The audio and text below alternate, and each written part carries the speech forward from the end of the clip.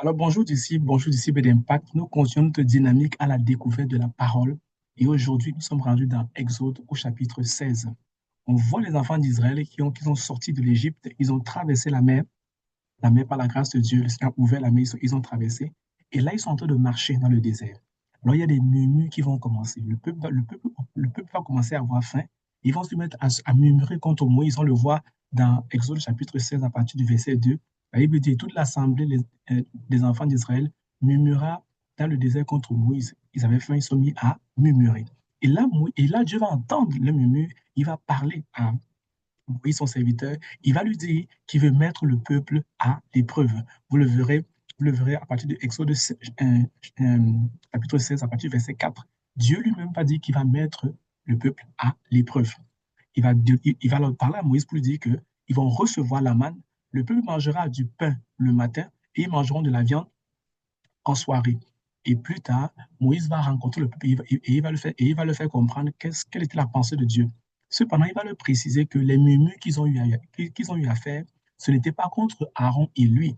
Il va lui dire, vous avez murmuré contre Dieu. Vous le verrez à partir du verset 7, il en parle clairement. Plus tard, dans la suite des versets, la Bible nous montre que, effectivement, au petit matin, il y avait comme des gerbes, il y avait comme des choses qui apparaissaient sur, sur la surface de la terre. Et c'est ça qu'on a appelé finalement la manne. Cette manne-là va nourrir les enfants d'Israël pendant 40 années. Pendant 40 années, ils vont manger la manne. Cependant, le Seigneur avait donné des instructions claires. Il avait dit que chacun devait prendre la quantité qu'il allait manger dans la journée. On n'était pas supposé garder ou encore faire des provisions.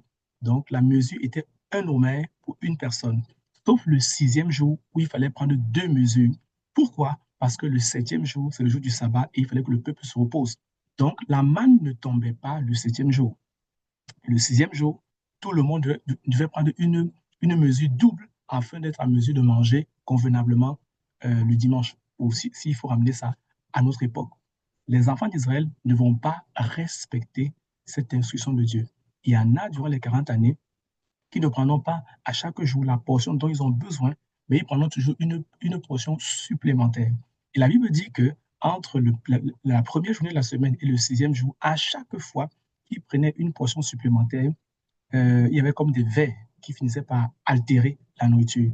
Mais quand ils prenaient une double mesure le sixième jour, la nourriture n'était pas gâtée, les vers ne les affectaient pas, l'intégrité du repas était restée.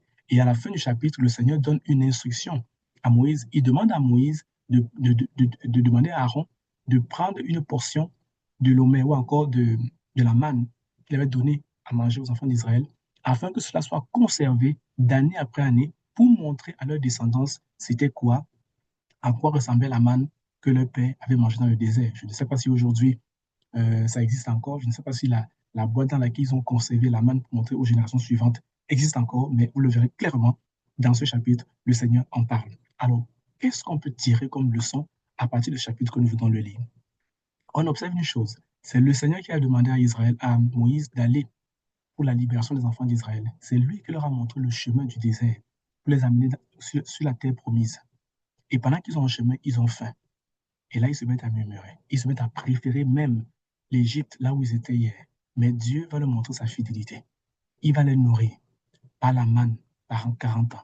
Qui aurait pu croire que dans le désert, là où il n'y a pas d'eau, là où il n'y a pas de nourriture, là où il n'y a rien, un peuple aussi nombreux, on parle de 3000 personnes et plus sans compter les femmes et puis les enfants, ont pu manger pendant 40 longues années. Bien aimé, la même chose aussi vaut pour vous et moi. Il y a des choses que Dieu va nous demander. Il y a des choses que Dieu va vous demander. Il y a peut-être une relation dans laquelle Dieu te dira de sortir. Tu auras l'impression qu'en sortant de cette relation, tu vas tout perdre. Il n'y aura plus aucun prétendant. Ou encore, il n'y aura plus aucune prétendante. Tu auras peut-être l'impression que tu n'auras peut-être plus d'emploi. Il te demande peut-être de quitter un emploi. Tu auras l'impression qu'après cet emploi, il n'y aura plus d'opportunités pour toi. Mais si c'est Dieu qui t'a parlé en te demandant de quitter cet emploi, même si tu as des responsabilités, même si tu as des charges, même si tu as des obligations, de la même manière qu'il n'a pas abandonné Israël dans le désert, il pourvoira pour toi. La grande question est souvent de savoir si on veut vraiment faire preuve d'obéissance à notre Dieu.